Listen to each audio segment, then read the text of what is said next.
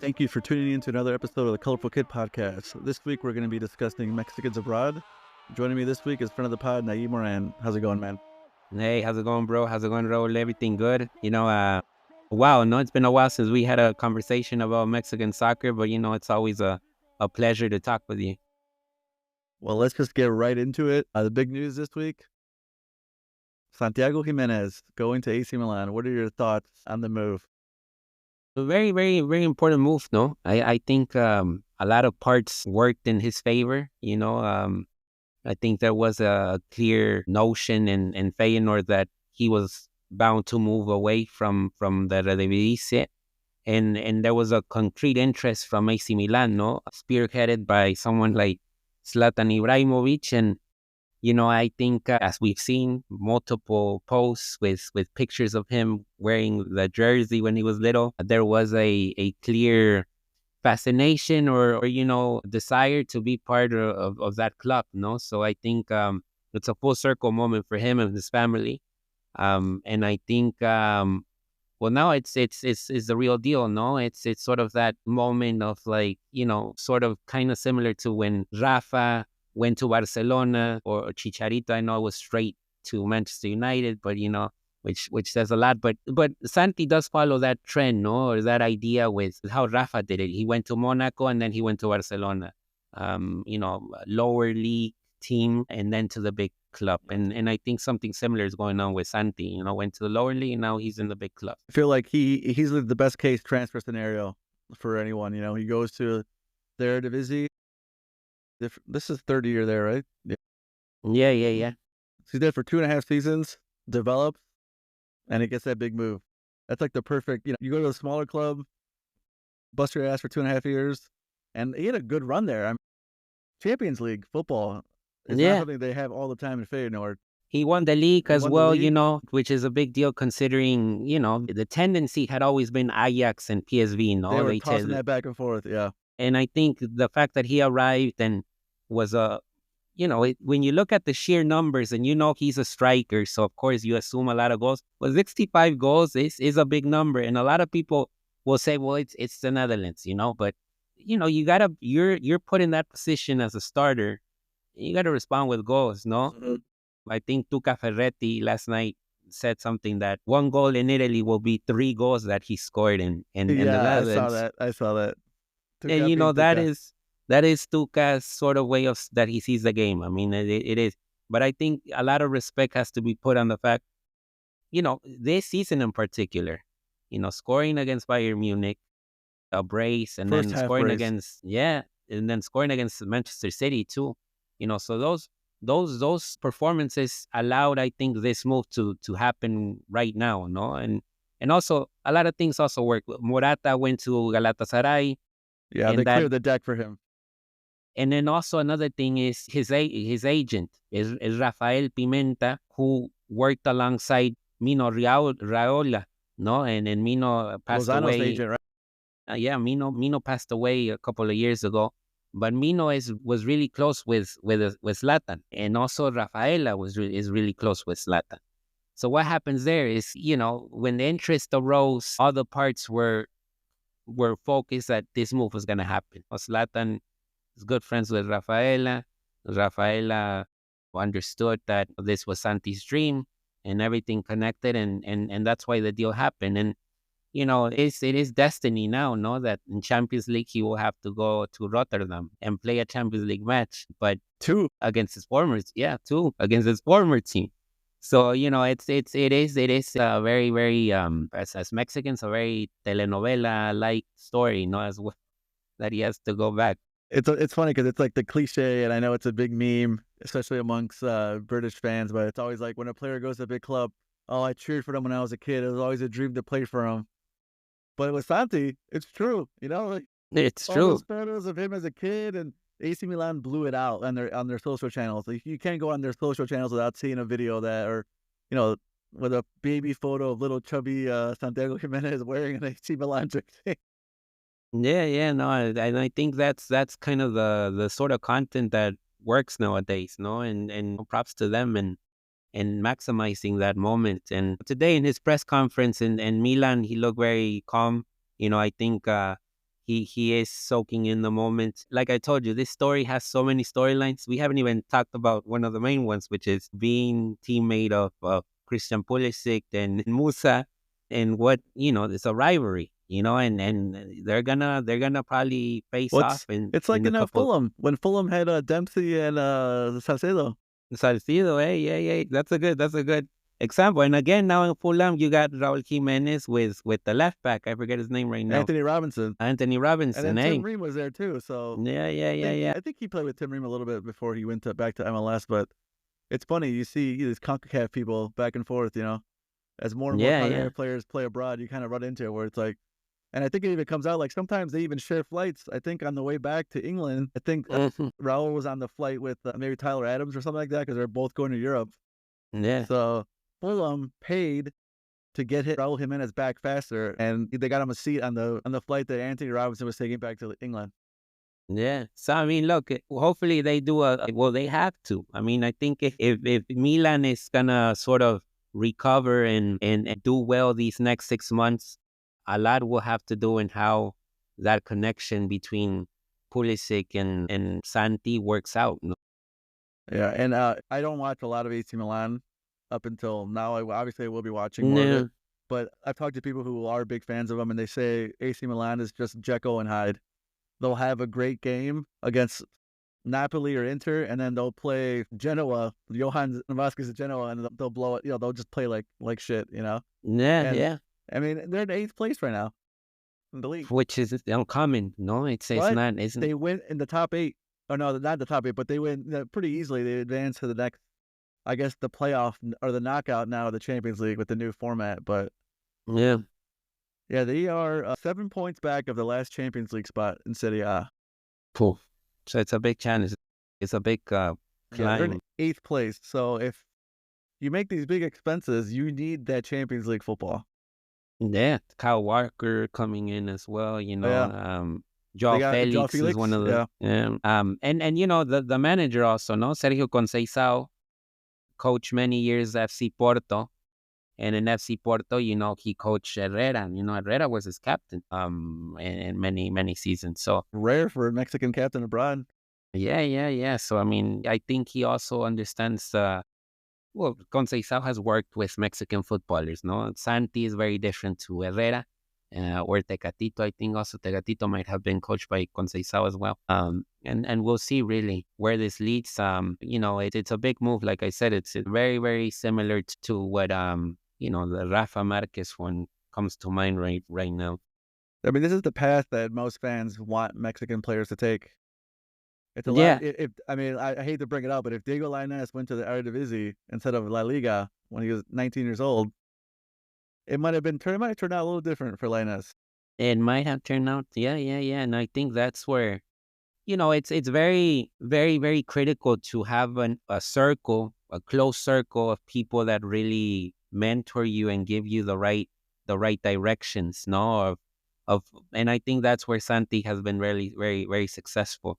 I Of mean, it helps when course, your dad's there. Their dad's yeah, been through it all. and that's, Chaco is very, he has a winning mentality, no? And I think you see that, but also, his mother and even the other agents that have been involved in Santi's career have been very important. So with Lainez, I think the idea to be in Spain was very seductive. As you go to a country where you don't have to learn a new language. He had Guardado there too. He had Guardado, which I think shouldn't have been the reason to go there. It's like, oh, there's another Mexican over there. Might as well go.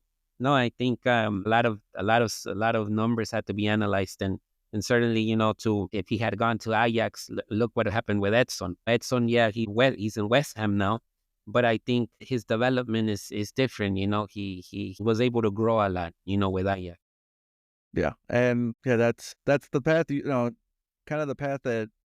Let's just move on to Chino Huerta. That's kind of the path he's taking right now. At Anderlecht, Yeah. Belgium, smaller league, kind Mm-hmm. of like not in the top 5, but in that next tier. I would have put him, in the next tier with Yeah. with Portugal and Eredivisie. But What are your thoughts on his move? I mean, he's only played a couple games, so it's early. Early. It's not really you can't really Yeah, assess it's that. But it's early. It's early, and also Chino.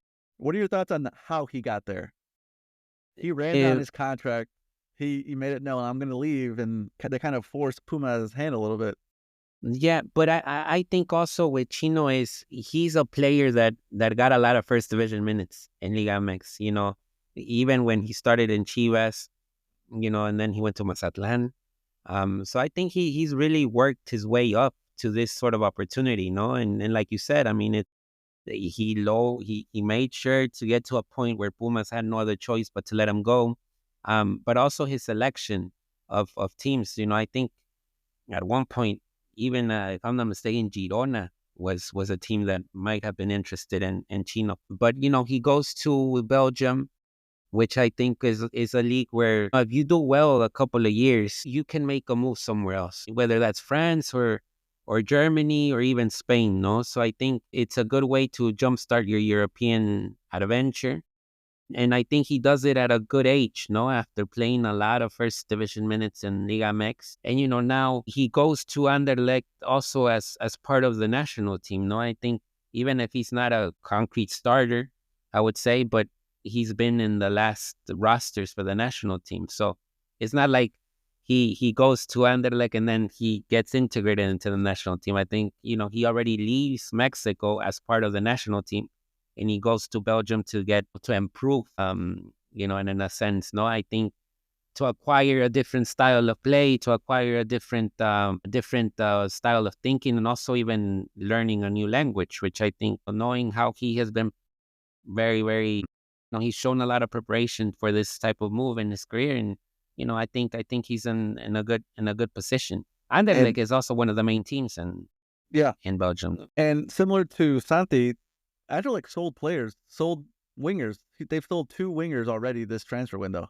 Yeah, So it's kind of like, hey, this is our guy. He's going to get every chance to play. And it's not one of those things where I hope he gets minutes. It's like, no, he's going to get chances to play. yeah. So it's pretty much up to him at this point. And I was watching the game on Sunday, and it was a rough game because they went down a man early. But you could tell the work rate. He was running around everywhere trying to help out. They were playing down a man for the last, I think, like 45, 50 minutes of that game. So Yeah. he's going to get a chance to play. And yeah, I think Anderlecht is one of those clubs similar to Feyenoord. They're going to sell him. I mean, if they bought him for what, $2 million, 2 million euros, maybe Somewhere two and a around there, half. yeah. Say he has a really good end of this season. He does well with Mexico in the summer. Who's to say next winter they get an offer for him for 8-9 million euros? They'll take that and just flip it and sell it to the next guy. Flip it and give the There next. there was a player, because of my past with the Red Bulls, a Panamanian, Michael Amir Murillo. He played for the Red Bulls 2018. He moved to Anderlecht 2020 to 2023, and then he got sold to Marseille in France. Marseille is not PSG or anything, but Marseille has a history, so it's a historic French club. So it kind of shows you a little bit of not that it will be similar with Chino Huerta, but type of a scenario of a CONCACAF player that goes to Anderlecht. You see what happened. No, he goes there and then he moves to Ligue 1. Well, with Chino Huerta, something of that sort could happen. He could move to the Bundesliga if he does really, really well. Potentially go to the Premier League. Because there has been players that make the jump from Belgium to the Premier League. Yeah, and Anderlecht, they're in the Europa League still. And so he got minutes there too. He'll get minutes there, and he'll get time to show off there in front of those games got heavily scouted. Yeah. So I'm excited for him. I'm glad he was able to move. I was disappointed he didn't go in the summer to Girona because, like we talked about, that was one of the rumored places for him. And then there was that weird rumor, which I don't still fully believe, but the Liverpool rumor. Okay. I don't get that they were going to buy him, but then he had to go somewhere on loan. And I'm like, well, why are you buying? The rumor was very muddy, but Nah. it's never a bad thing when your name is thrown around as a possible Liverpool signing. But Especially how Liverpool is doing right now. Yeah, I didn't see much legs in that, but hey, it's never a bad thing to be rumored to go to a place like that. Yeah. And next up, let's talk about Raulito Jimenez. I've watched way too much Fulham football the last 18 months. Like we were talking about earlier, it's like a CONCACAF club right there. They got Anthony Robinson. They got Raul leading the line. It's a fun team to watch. Have you had a chance to watch much Fulham this year? Well, I've watched several games. No, the thing that stands out with Raul is sort of the leadership, the Everything but the goals. consistency. If you take away the goals, he's running his ass for 90 minutes because like Yeah. Fulham, they're not a very big club, so there's a lot of times where they're gonna bunker down and play for the counter. And I don't know if you saw the goal this week, but Raul started his own Yeah. goal when he won the ball 70 yards away from goal. It's Mm-hmm. awesome. No, and I think he even was surprised how simple the finish was, because sometimes he might be in the box and then he gets a header or something and it just doesn't go on target. And this one he did literally the whole play and then finished it himself. It describes really. It's been remarkable. It's a miracle, to be honest, what's happening with him, because after the injury he suffered with Wolves, it wasn't looking pretty. No, it wasn't looking like there was solid It was evidence that bad. that he was going to return to this level. Not even like returning the level. Just Wolves put out a nice documentary on their YouTube account. It's like 40 minutes long. It's called like Code Red. It talks Yeah. about Jimenez and the recovery, and I don't think fans realize like how dangerous it was. Like life and death, it kind of was for him at a certain Yeah, point. no. And then look, the fact that he remained in the Premier League with He could've- another club, he he could have could've easily cashed. banked in MLS or Liga MX. I mean, Easily, man. Easily. easily. They could have bought him for $5 to $10 million. Any MLS club would have bought him before he went to Fulham. He They would would've- be a DP. And it would have been easy. He could sign a 5-year contract with any MLS club and then just scoring goals if he wanted to. Yeah. Stayed in Europe and just, man, it's crazy. No, and then right now it's we're talking about Santi Jimenez as well, and do you put them together to play? That's my next question. Yeah. Can you see him Is that playing possible? with Santi? And can you see Santi leading the line and Jimenez kind of playing that 9.5 role where he sits Yeah. behind Santi? Because Mexico has no number 10. They have not been able to find anyone, and I swear to God, if they play Charlie Rodriguez there one more time, I would rather have Raul be that number 10 type player. Do you think it will work? This is the thing that Vasco Aguirre and Rafa Marquez have in store in the next weeks. It's not a matter of months now. It's weeks, it's days. How do you increase your options of winning matches? And what ideas or formations you will have to do in order to achieve that goal of, I think you got to maximize your best players right now. Do you think It's not like Mexico has 25 players playing at a top level. If you have only 5 or 6 that are playing top level, all of those start automatically. And that's Jimenez, J and G. Yeah. They gotta play. It doesn't matter how. Even Quiñones, how do you plug in Quiñones in there? He's scoring a lot of goals in Saudi Arabia. I mean, Yeah. I know it's Saudi Arabia, but there is a certain level over there. It might be a little bit unknown. It's unknown to me, to be honest. I'm not gonna say that I'm watching every damn game. Yeah. But he's scoring goals over there. How do you maximize those players now? And how do you, because it's not like Mexico has, like I told you, 25 excellent players. There's very few right now. And so is it a 5-3-2 formation? Do you play with 5 in the back and then, 2 up forwards and then, try to figure something out in the midfield that allows to feed those two? It's going to be interesting. Or 4-4-2, with 2 wingers that really will be able to feed Jimenez and Santi. But, they got to work it out. It's not a matter of like, if Santi all of a sudden scores, we're recording on Tuesday, tomorrow, Wednesday, they play in Italy. If he scores tomorrow, then everyone's going to be like, oh, shoot. Now both are scoring. Fútbol Picante is going to be like, you got to start Santi. So it's like, it's a very difficult one for Vasco, I understand as well, because a lot of teams don't play with two strikers, that have. One of them will have to do the sacrifice. Yeah. Like you said. And I think this is kind of the reason I got so frustrated with Tata is Martino said, hey, I'm playing this one formation, he never switched it up, even if we didn't have a number 9. When Raul got hurt, there was no number 9. And it was Yeah. like, well, maybe you should switch the formation, something else. He did not try to fit the players.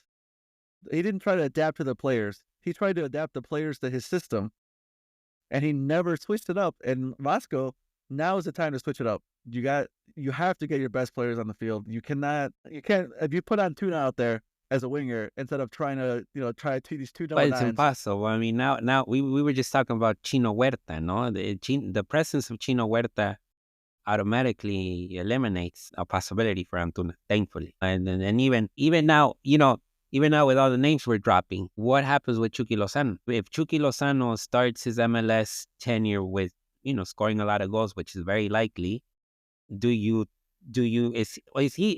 he also canceled like Chicharito has been for these years? Because it's kind of looking that way as well with Chucky. I think Chicha stopped being canceled when Vasco got the job, and now he's just not being called up because he's not scoring. Yeah, he's But not at a level. I don't think Chucky's gonna be an option for this Nations League window in March though, because he hasn't No. played since December, and his club they don't make their MLS season doesn't start till the end of February, Nah, which I that think is true. I think the list is probably due right around the time they play their first game. So I don't think you bring him in for quote unquote must win games. I mean, Nah. nothing's really a must win game anymore, and now it's just about developing players. But I mean, the Mexican press. If Vasco doesn't win, he can only pretty much when you're in CONCACAF and you're in Mexico, you can only lose to the U.S. And even then, Yeah, no, but now, even the Canada game is not easy. no, The Davies and David, it's a very, very strong. It's the Eustachio also, it's a very decent side in general when you look at their lines and the coaching staff that they have, yeah, I like So, Jesse March. I think he's really mm, good. so it's not gonna be easy for El Tri. Even the first game. The first game is already a final, and then if they beat Canada, they'll probably more than likely play the US. Yeah, and CONCACAF is also praying that USA and Mexico make it to the final. Otherwise, we'll get what happened at the last Nations League final. Remember that? Where there was like 40% of the crowd was full for the USA championship game? Well, I think he has to try it. If it does not work, show the fans it doesn't work. Let us get these 2 games or whatever. I don't think there's a window next month, right? I don't think there's an international window in In February, February? right? No. It's March, right? Yeah. It's March. It goes. And there's no warm-up game. It's just those 2 games are that window. So Well, the warm up was Honduras, no? And the first game against Honduras was awful. It was terrible, Yeah. But then again, I understand they were playing in Central America, which is usually feisty and it's not easy. it's not a pretty game down there. But Osorio, remember, he went down there with the Mexico and they beat Honduras in the heat. This game was at night with rain, which is also tough. And I think it was a different pitch that they usually use, no? Yeah, it was a new. Yeah, it wasn't San It wasn't right?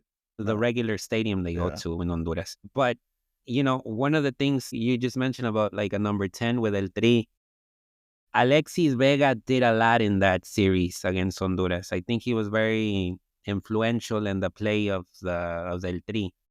I don't know if that extends to now, but we'll see. I mean, I don't know what Vasco thinks, because that's another thing. The fact that he couldn't call all of the Mexico Liga MX based players for these friendlies and River and Internacional, it would have been nice to see Alexis Vega involved, because it would kind of a little bit mesh in a little bit the idea of, is he really a 10 for this team? Get more reps. Yeah. Now you got to go into March without any testing, and you're expected to win, and it's difficult there, and I haven't seen a good level of Alexis in Liga MX this season just yet. I think it has to do a lot with the switching of managers. I've seen about a game and a half with the Luca, and he looked good, but I think not like last season. What?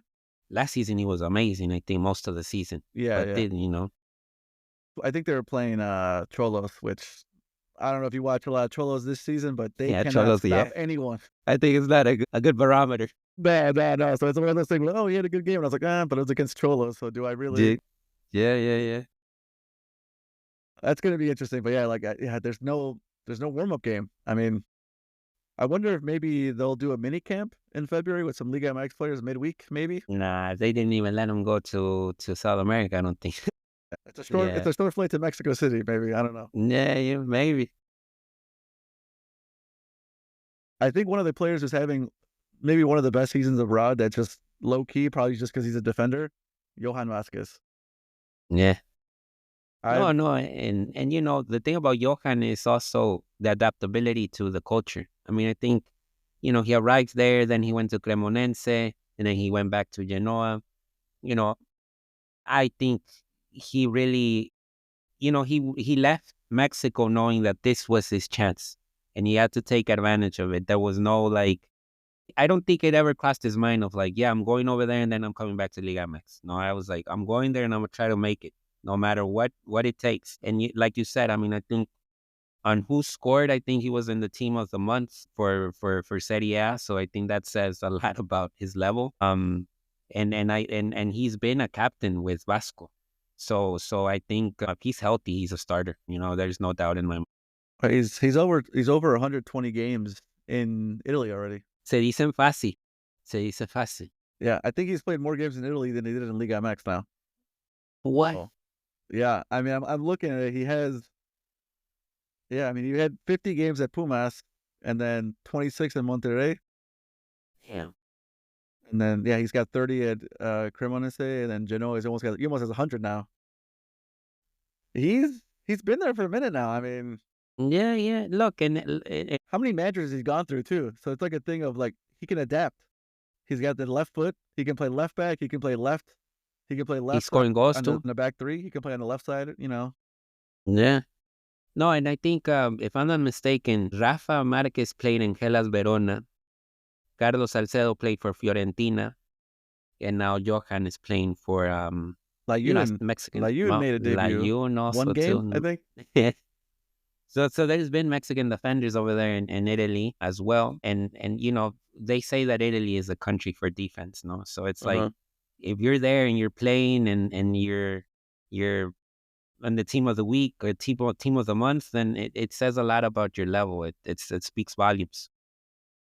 And he's pretty much played every game, almost every minute, other than when he got suspended for like a yellow card one time. Shoot, So like, I mean, like you said, it doesn't get the main headlines, but it's very likely that he is first man on the sheet. he's the story. I mean, who would you start on that back line if you had a must-win game for Mexico tomorrow? He's probably the first name you put down, no?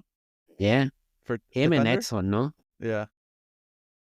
One of the things that I've talked a lot about is seeing Edson as a center back. Edson and Johan.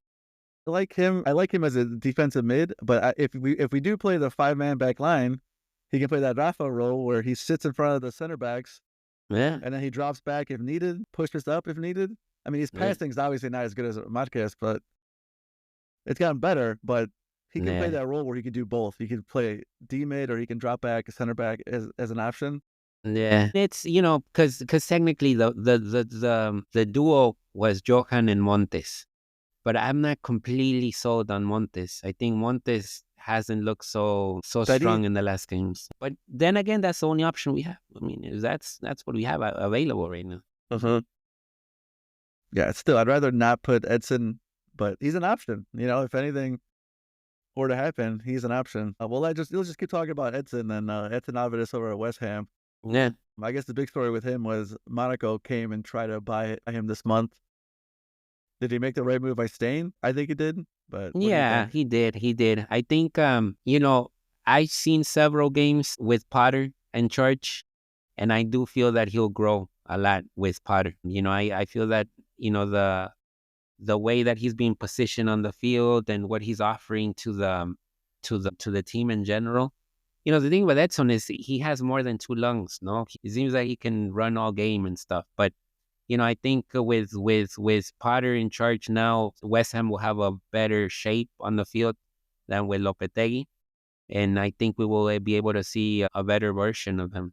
I think if he really connects more with his teammates, I think it should be fun times for Edson in the next months. Mexico's captain, right? We'll see. What we're talking right now, Johan Vasquez might be the captain, no? Or Raul Jimenez. Yeah, now you got options. Yeah, at least it's better to have options than not to have options. And I Yeah. think right now there's some solidness in that area. And you want that up, up and down your spine, Yeah, I always yeah. wonder what would have happened if he played more than. I mean, he only played 30 minutes at the Copa America. He got hurt. He got hurt. He played 30 minutes. I still can't believe he didn't play against Argentina in the World Cup. He tried. We were talking before about how the more Mexican soccer content creators are popping up, but I forget what interview he was doing, and they asked him about the game, obviously, and he's just said, "I was ready." It was even worse. The way that he said it. Tata didn't even speak to me the days prior, and he would always be talking to me. And all of a sudden, when we played against them, he just ignored me, and I was like, "What the?" It's insane the stuff that sometimes happens in the football world. Conspiracy theory Raul wants to be like every Mexico fan. He did it to help Argentina.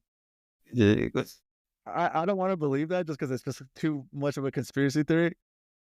But it's almost like it's better to believe that than to believe that Mexico was better not playing Edson. You know what I know it sucks that we're going back to this. We're going several years, but like if you think about it, that game is like you're playing ultra defensive. And like literally one of your best defenders is Edson Alvarez, and you don't put him to play at all. I mean, it doesn't make sense. Edson had to do something crazy to piss that guy off. And I know who scored isn't the end all be all, but in the 2 games he played, he was one of the highest rated players in the World Cup. He was a 7.3, sorry, in the 2 games that Edson Alvarez played. So you can't sit there and tell me, oh, he's struggling. Dude, no. I just don't get why he didn't play. You see? I don't. Always in Mexican football, there's something always that is like, what the? It just didn't make sense, and just let's just move on before I get upset. So those are like the players we have in the big leagues, basically. We have another guy in the EPL, Julian Araujo. Yeah, with Bournemouth. Yeah, but I don't think he's going to be back this season. He might be back in March. They're playing so good. Yeah, they're playing. It would have been nice if he was part of it. Santi Jimenez, what was his big destination in the summer? Nottingham Forest. And what did a lot of fans, me included, were like, I don't know, man. There might be relegation. I don't know. Look at that. They got, I think Chris Wood's got like over double digits goals now. And they're a fun thing to watch, but what could have been? But for Feyenoord, I mean, they were only asking 20, or they were only offering, I think, like 20. Well, it looks like Santi, this is another thing. I mean, it looks like he knew where he wanted to go. He didn't push. He didn't push. He did push for AC Milan. And correct me if I'm wrong, but like AC Milan was not talked about at all in the summer. But I think, it was not really as Nottingham Forest was, it was literally every day. Nottingham Forest, Arsenal, a couple others, maybe small English clubs, but I didn't hear anything about AC Milan. Yeah. Yeah, no, and but then, around Thanksgiving it popped up, and then since then it's been we got to sign him, and then they got rid of Morata, and that was just crazy how kind of quickly that came together. Yeah, no, but like the thing with Julian, it would have been nice, because Bournemouth has been one of those teams that I haven't really seen them play that much this season. I mean, I've read a lot of articles on The Guardian about the team, and Andoni Iraola is a really good coach. I mean, when he was with Rayo Vallecano in Spain, if I'm not mistaken, he played for New York City FC also in MLS. Yeah. Yep. And he was coached by Bielsa and Athletic Bilbao. So he has that sort of vision of, that I mean, intensity. You know how the papers are. He's already like the news of when is he going to coach Spain? When is he going to coach Barcelona? Yeah. No, he'll definitely go. I mean, this next team was definitely going to be one of the main ones in Europe. Yeah, but he struggled. Araujo struggled a little bit, but I mean, he only played a couple games before I think he had a torn hamstring or something like that. It was something where he's going to be out for 3 to 6 months, and that he had surgery, I think, around Halloween, I want to say. So never know. You never know. Maybe he's in the last stages of his recovery. But his transfer, I mean, kind of like we were talking about Santi. Santi build it up a little bit. Araujo straight to Barcelona. Yeah. So that's kind of, and then he did really good last year. Las Palmas. Yeah. He did really good. I thought he was gonna stick around at Barcelona because I figured, he's a right back, a position you don't want to spend a lot of money on, wage wise. I thought, oh, he'll stick around. He'll be part of maybe a rotation player for Barcelona, just for the right back, But Yeah. they got $8-9 million from him, I think, from Bournemouth, and No, They paid what, $2 million for him? A Galaxy, yeah, yeah, yeah. something like No, that. it goes to show that he has a market. I mean, Yeah. I think he, there's some potential in there. I can't speak to watching these guys too much, but what are your thoughts on all these Mexicans going to Scotland? Well, it's an very, a lot Seems of random. respect to them. Yeah, Yeah. yeah, yeah. I mean, a lot of respect to them. I remember Gullit Peña played in Scotland with Caixinha when he was coaching Yeah, and so Rangers. did He Lalo brought another Herrera. Mexican too. I might be.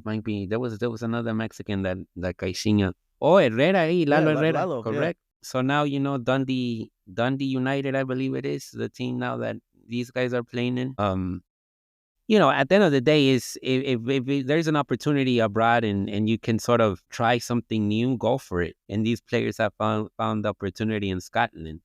yeah, and I think it's kind of. I know some fans are like, oh, these guys were never big prospects or anything like that, but these are the type of players that go abroad, to work hard, get careers. They can become rotation pieces. Yeah, So maybe they're in their late 20s, maybe while they've been in Scotland for 4 or 5 years, it's like, all right, he's a reliable rotation guy you can bring on, for the national team. Because Mexico's problem's always been our first 13 players are good. And then that from 14 to 26 or whatever the last position on the roster is, it gets a little thin. yeah. No, and it remains to be seen because, for example, Portales has been there for a while, but he hasn't gotten a call up from the national team. So again, it's a league that it is geographically in Europe, but it's not like your price tag or anything rises up. No, it's mainly those main two, no, Rangers and Celtic. If you do well, actually Rangers, no, recently went pretty deep in the Champions League, if I'm not mistaken. I think it was Europa. Or Europa, one of Yeah. those Or two. But conference, in yeah. European competition, they've gone really far. So, we'll Efrain Juarez played in Celtic. Yeah. Briefly, but he played. Yeah. Well, let's just hop around the small leagues. Orbelin Pineda in Greece. Do you still want to see him in the national team? I feel like it's just constantly disappointed when I see him in Yeah, the team sheet. I had high hopes for him. He does yeah, well in Greece. Just, I don't know what it is. He just, when they play him in the 10, I want to see more. And when they play him on the wing, like Tata used to play him on the wing, I used to get so frustrated because he yeah, would just drift inside every single time. yeah. I'm a big fan of Orbelin. I interviewed him when he was in Querétaro, very young. With You know, Ronaldinho?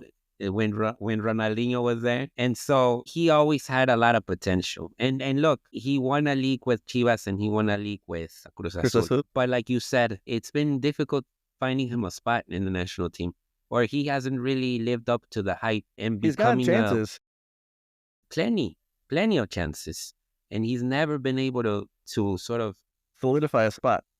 solidify. And then you for example, compare it to a case like Gallito Vasquez, that even though it was very, very brief in 2014, but the tool was plugged in the midfield and you knew what you were going to get. And he delivered.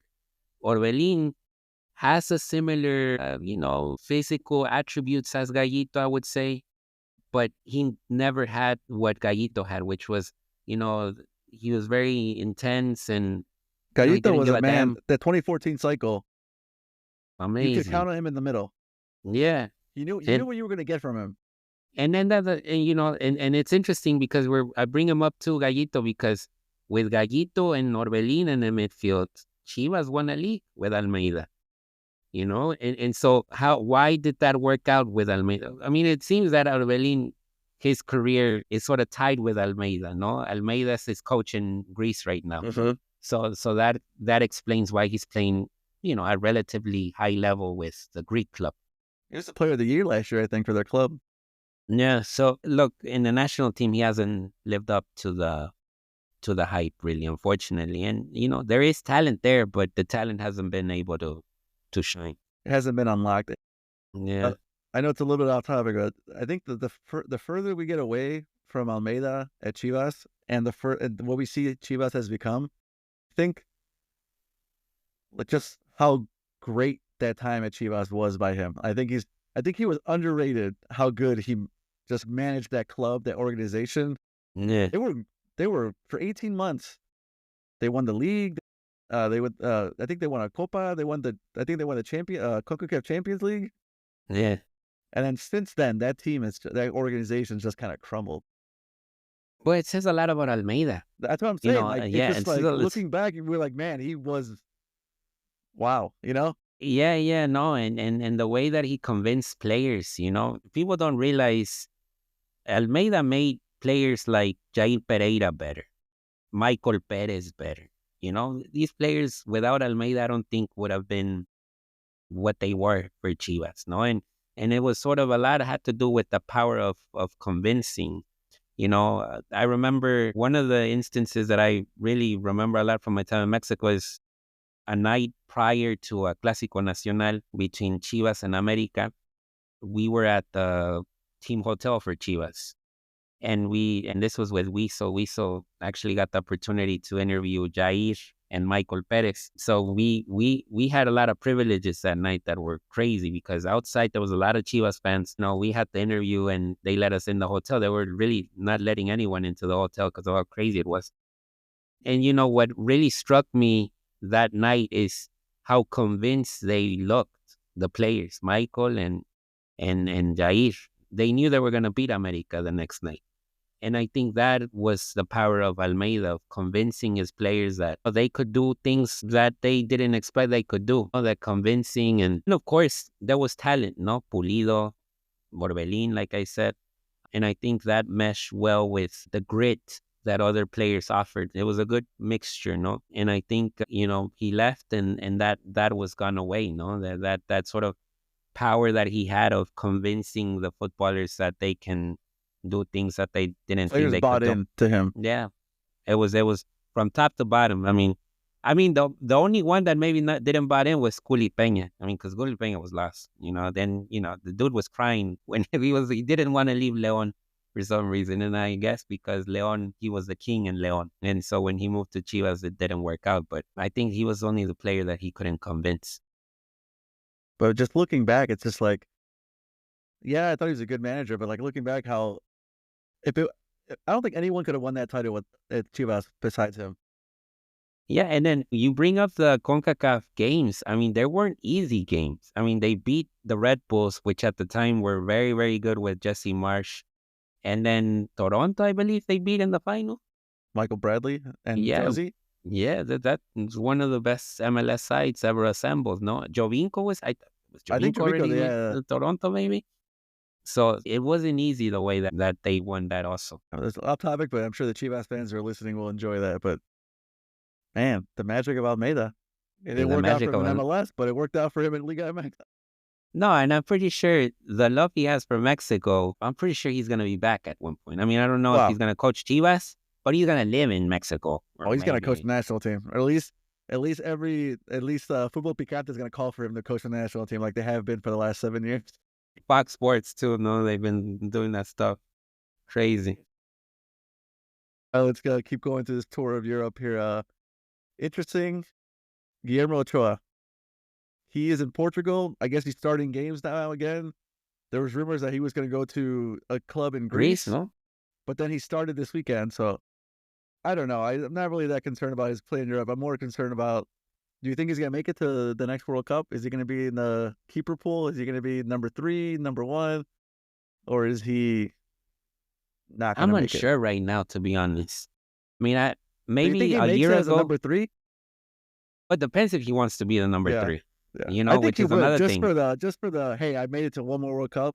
I think he would do it, but you're Yeah, right. He but it needs to accept it. remains to be seen if he's Yeah. gonna accept that, and look, it's been a remarkable career. I think the fact that he's continuously extending a career that it seems that, just chill, bro. It's like you did what you have to do already, but he keeps going, and I think the fact that he's still playing in Europe, whether it's in Portugal, and not a high caliber team, but it says a lot about him, no, about his mentality. He It's wants like to Raul break Jimenez. He records. could have came to MLS whenever he wanted. He would have been the Yeah, highest paid keeper in MLS history if he wanted to.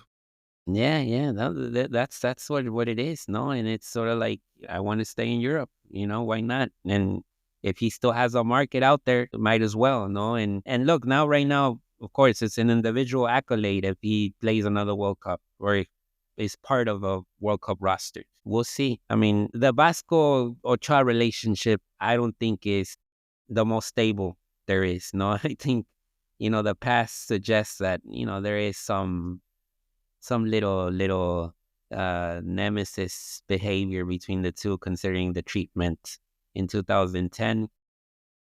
I But think with now, Rafa being there though, yeah. that's his teammate. Yeah, so we'll see.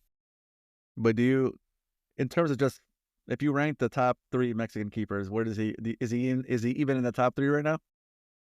Top 3, I would say. Yeah, Top not 3. number Man, one though. not number one Number right one. now. I won't go number 1. I think Malagon already did enough to be number 1. Yeah, I would agree. I'm kind of wrapping this up here with our boys in Russia, Luis Chavez, Cesar Montes. Is there another move for them? Are they going to stay there, do you think? Like, we talked about a little bit before the show on Cesar Montes, how he should be the Mexico's center back, the number 1 Yeah. guy. But I Well, just it's don't feel unfortunate. confident. Unfortunate the way his career has gone. The way he arrived to Espanyol, relegation. Then he went to Almeida, relegation. And so he could have easily come back to Mexico. I mean, I think Chivas is a team that has been really interested in him, even now that he was in Russia. But he decides to stay over there. And, props to him. But I think it's one of the things, it's funny because with Cesar, I feel he left too late to Europe. I think there was many opportunities before to leave. I want to say that there was like a window in 2015, 2016 where he was still very relatively young, and he should have just left. And then he kept staying in Monterrey, and injuries. He had injuries as well. And then when he left, I feel it was just too late already, which is kind of right now the scenarios that really worry me with, for example, Victor Guzman in Monterrey, Ramon Juarez in America, which are 2 good center backs. But I hope they leave, within a year, if it's possible, for them to get more minutes and to, develop well in Europe, no? And the thing, yeah, I mean, I don't think Montes was well advised, no? I think if you were in Espanyol, might as well play 2nd division with Espanyol. Don't go to Almeria, which is Guardado another did that, team that, you know what I and he mean? brought his team back up. Guardado, yeah. Do you ever want to kill 10, 15 minutes? Look up Guardado highlights in La Segunda. That man was a menace. He was scoring goals, like he was just destroying people. Young Guardado, or younger. Yeah, it was. Yeah, no, it was in the season was 2013. No, 2012, 2013. That was the season.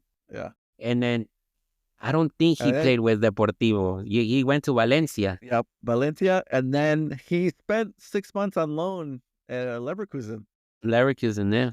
And then he came back to Mexico, and then Valencia the World Cup happened, and then the injury happened to Montes, El Chapito. Yeah. And then Guardado slid into his role basically, and then it's like the Rest second is wind history. of his career. PSV got him on loan, and then he became that deep playmaker role and just stayed there for the next 10 years. He's still good. I mean, we were talking about earlier, he's still going at Leon. Yeah. No, and I think it's remarkable. The story, one of in 2012, 2013, it was, what was 2012? I was studying abroad in Seville. And there's a town nearby, Huelva, Seville. And in Huelva, it was Recreativo de Huelva. And I remember Deportivo came to play Recreativo de Huelva in 2nd division of Spain. Is that a blog post that you posted somewhere? I think, yeah. I posted on FMF State of Mind. Yeah. And I remember being there, and the dude was just balling. I mean, it was like, wow, like assists, It reminds me corners. of like when you see like pickup, you play like a pickup soccer or pickup basketball. Huh? Especially like in basketball, if you're playing pickup basketball, you see this one guy start playing, and he's like, he played college ball, and it's just like Huh? the level. He's not The even left. full speed. He's just, it's just, yeah. But he stayed. I mean, he loved that And I club. He think stayed. that, and I think Cesar should have done that with Espanyol. And I don't know, his agents pushed to stay in first division, because even the Espanyol fans were really pissed at him. We're like, oh, this dude just came and just Yeah, I mean, he came left. in winter, right? In the winter, and then they got relegated. Yeah, Yeah. Luis Chavez starter, right? Well, it depends. It depends. I'm not so convinced. Do you think it depends on the formation for you, or do you? I just don't know if he's at the level right now that it demands to be a starter. Who is? I would. That's a good one. That's a good question. I'd But rather him start than Charlie Rodriguez. no, Charlie, no, Charlie, no. But it's a good point you bring up. For some reason, I'm not so convinced in Chavez being a starter, and right now I don't have an option from the top of my head of who can it be that Yeah. replacement. But I think someone else needs to step up as well. I mean, I'm not completely sold that he's undisputed starter. Yeah. Let's put it that way. I'll give you that. Like you said, if you tell me he's not a starter, who is? Yeah. Other than Edson, who else is a starter in that midfield that you're gonna you're gonna start 9 times out of 10, Yeah. I mean, I was really impressed with Eric Lira Yeah. in these friendlies. Mm-hmm. But then again, it's like, where do you put Lira? Does Lira, because I understand also the left-footed aspect of Chavez, Mm-hmm. you need a The midfielder set pieces, man. The set pieces alone. Yeah, that's true. Mexico have never been great on set pieces. Now you have him out there. I feel confident. You know what I mean? It's just, it gives you a chance. Yeah. Because if we have to play a game that's ugly, if we're playing against the U.S., who's better than us, you play. What are the teams that are the underdogs? Do they play for the set pieces? So I think it gives us a chance. But yeah, I think he starts. Well, just wanted to get your thoughts on some recent moves overseas. Stefano Carrillo, Chino Huerta, obviously, Gilberto Jurado, and Rodrigo Huescas. What are your thoughts on these? I mean, they're all U23 players. Yeah. Some of them U20 that, kind of pushing. Is this like a new thing? Are we reaching the era where some clubs are finally, all right, let's let these players go and just keep a big percentage of the next fee? Have we finally reached that point where clubs are doing this and not? Because, I mean, 5 years ago, I can see Necaxa holding on to Jurado or selling him to Monterrey, Yeah. No, and then I mean, look, right now, for example, Cholos with Efrain Alvarez. What are they going to do with Efrain? Are they going to sell him to Chivas? I mean, a lot was said in the last weeks that he was going to go to Chivas. Or are they going to wait and see if they can sell him to Europe, no? And, up to what extent someone like Osorio advised Efrain on what he should do with his career, no? Like, if you stay here with me, you're going to play and you have already a setting where you liked and everything. I mean, it all comes down to the player as well, Raul. Like, what does the player want? Of course, the player wants to go to Europe. But sometimes you're seduced by the notion of making a life or securing your life in Mexico, which I think it's a big issue in Mexico with footballers. Is, you once you make it to first division and you got the possibility to remain in Mexico with another top club, especially if you're not, Chivas or America or Monterrey or Tigres, your life changes dramatically. It's sort of like, the issue right now. I know I'm getting a little bit off topic, but like John Duran going to Saudi Arabia, where the money that as a Chicago Fire season ticket holder, I was good. I was happy with that move because the Fire got 15% as a sell-on clause. So all in all, the Fire made $31 million after they invested $2 million in a 17-year-old John Duran, who the Fire weren't even trying to scout. They were scouting another Colombian on that team. So you see the magic of the transfers, no? I know. And also, but yeah, you're right, though. Duran, he's making $400,000 a week. now. His life is done. His life is secured And he's playing next to Cristiano Ronaldo.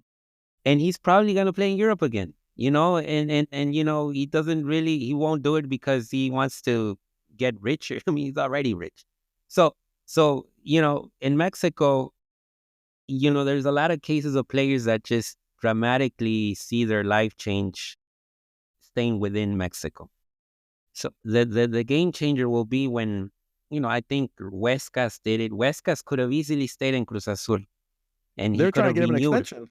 Yeah. And they were like, you're going to stay. But he was like, you know what? I want to go to Copenhagen. Well, it's freaking one of the nicest cities in Europe too. Shoot, and and spring and the summer. So, and it's also a club that will develop him, and Jurado going to Belgium to I this. love that move. Yeah. If I think, a lot has been said. Martin del Palacio is a journalist that has covered Mexican football for many years.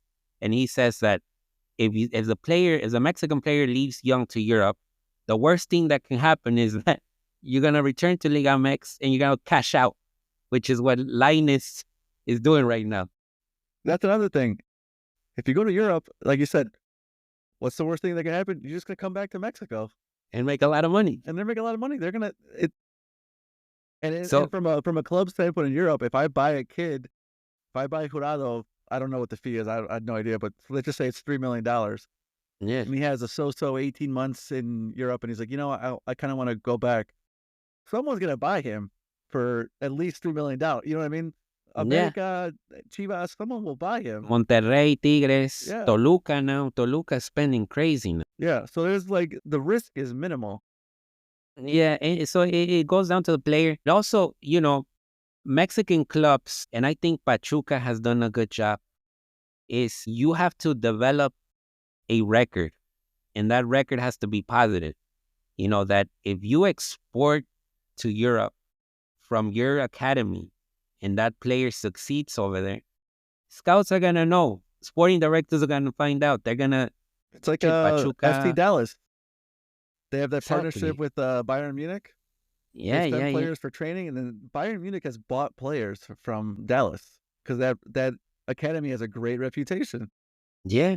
And it's simple things like that. It's like, how do Necaxa is not a team that has been consistent in liguillas, but you can make money out of that. If you start developing players and these players go to Europe and succeed, you're going to start developing, and like we said, Necaxa already has that international connection with, this ownership that has multiple clubs around the world. So I hope they buy a Spanish club next, because it's easier for Mexicans to go to Spain, get that EU passport too. Yeah. So of course, one thing, they need to have the talent, and another one, they need to have the mentality, and also they need to have the right circle of advisors and people that, his entourage needs to really advise them well. Because like we said earlier in this show, Lainez maybe shouldn't have gone to Betis. Now that we look at it, he should have gone to Ajax. And even if it was cheaper. Yeah, and it's not like Ajax is gonna hold you. They'll sell you. I mean, they're in the business of selling players. Yeah. Like, it's just, they sold, I forget who they sold the other day, but it's just like they're fine selling these guys for 10, 12 million euros because they have another kid coming off the academy ready to go. And it's the thing. I'm surprised there hasn't been a Mexican footballer in the Red Bull system. Not because I worked for the Red Bulls, but it's interesting that we haven't been able to, maybe one that goes to Salzburg or Leipzig, or heck, even in Brazil. No, now that Caixinha is in Bragantino, that would have been nice. That's another thing is, can they go to Brazil and play? I think Salcedo was rumored at one point that he could have gone to Brazil. And like we talked about earlier, I think he was rumored to go to one of those clubs that's going to go to the Club World Cup. So it's like up to one, the player also has to make those type of decisions.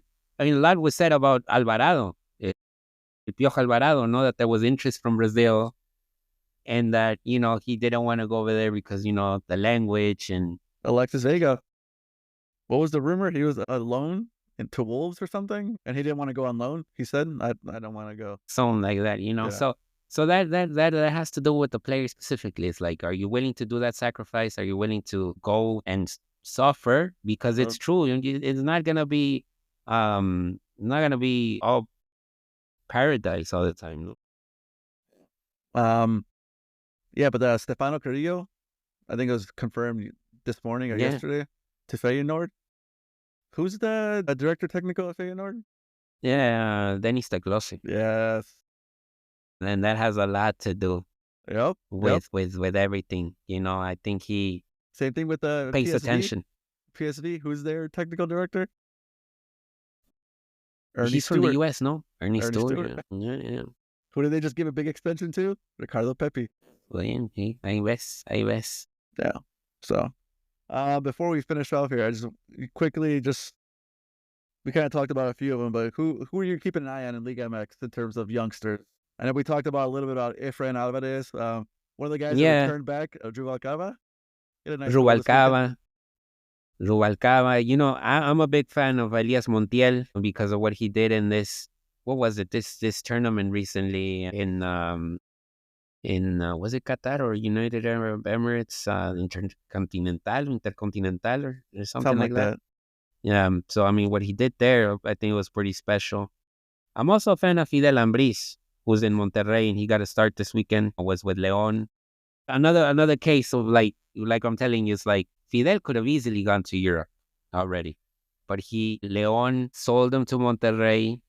I mean, I think I'm pretty sure his salary quadrupled Oh yeah. to what he was winning in Leon, and so of course he sees that personal decision is like, a lot of times these players support their whole family, so it's like if you can do it right here in Mexico right away, we'll do it, and then Monterrey says okay, because I think Fidel agreed to sign with Monterrey because there were clauses in the contract that said that if an offer from Europe comes, you'll have the green light to leave. But we'll find out in the next months or so. But those two in particular are really midfielders, like you said right now. If Chavez is not there, then who is? Elias Montiel and this guy Fidel Ambriz, I think, have potential. They have potential to claim a position in the national team. What are your thoughts on Mora from Cholos? El Niño. It's special. He's special. And I think a lot of is the fact that he's doing so well has a lot to do with Osorio. I think 100% agree. Osorio is this manager that, he has this sort of way of convincing the young players. And I think a lot of factors also work out. I think he really has a good, stable circle in terms of who's around him. Because it's very impressive that at a very young age, he looks like he hits a lot of boxes, no? Yeah. With the professionalism and sort of how he takes on his career. It's a trend in world football, no? Nowadays to see these kids really start playing among the old, no? And I think, of course, the face of that movement it's Lamine Yamal right now, but prior to Lamine, it was Mbappe. Now Mbappe is the dude that really started this trend of like, damn, and Jude Bellingham, no? The 17-year-olds, I Odegaard, remember no? the other guy was the huge, he's like, what, 15, 16 when he went to Real Madrid? It's Yeah, yeah. crazy. Yeah, but Mbappe, what he was doing with Monaco against Man City, and of course these players are 5 stars. This is the top of the top. I'm not saying that Mora is there, but This is the trend. trend, the tendencies, it's more normalized now than it used to be. 10 years ago, it would have been unthinkable to see a case like Mora. Like, are you crazy? Why are you putting out the kid? What did I say? Hey, necesita como tal el proceso. No, there's no proceso aquí. Go for it, So he's lucky. He's lucky because he's receiving this opportunity. Yeah. And also, he's taking advantage of it, and don't be surprised if he's in the national team as well, because Vasco was very, very surprised with his attitude. No, He also mentioned Efrain Alvarez. yeah, He made fun of him. He body yeah, shamed him first, but then he said he was surprised by him. And 12 months ago, when Cholos bought him from the Galaxy, Galaxy. everyone's like, "Wow, what? Why?" because he did not have a good last season with No, the no, Galaxy. He was no. struggling. Yeah, no, but look, Zlatan spoke high of him, So right? high of him. Yeah. Like, this guy is the dude. He never broke And through. he never managed. But, Never was a consistent like starter. Just kind of back and forth. Hey, I don't know if it's a Sodio or what, but he's been a different player since he got there. let's hope they're able to change the right of the ship right now with Cholos, because like you said earlier, I mean, defensively, they're Defense is looking bad. very disaster. It's Eredivisie defense right now. Let's hope that, they brought in several signings. I think they brought a Cameroonian from France, which hopefully that stabilized a little bit the midfield for them. But I think it's important. It's important for Liga MX to have coaches like Osorio. Yeah. That have sort of Mexican this. coaches. Or not even Mexican. He's not even Mexican. He's Is that Cameroonian. no. It's. I mean, yeah, That's another topic, but yeah. yeah. But he is a coach that really has an eye for that. Similarly to La Volpe. La Volpe, he brought up Lainez and Edson Alvarez when he was in America. Anyone else? I know we talked about, maybe we talked about off camera. Yeah, El Padilla at Chivas. I've seen several of his games. I mean, he has some interesting things, well on the ball and good speed, And also, look, Chivas is not doing well this season, but Oscar Garcia is another coach that works well with the youth. I think that give him time, and like you said, I mean, blurt out the specifics. It's like, this is a team, this is what we have right now, and this is how we're going to compete, even if we keep losing, but try to get these players more minutes and more reps. But what Garcia did in Salzburg, I remember a couple of years ago, Red Bull Salzburg, it's a very young team. I mean, he's coached players that have gone on to do great things in the world game. One last thing, I'll let you go. Who starts at striker at Chivas? Pulido, no? I would say Pulido, as long as he's healthy. Yeah.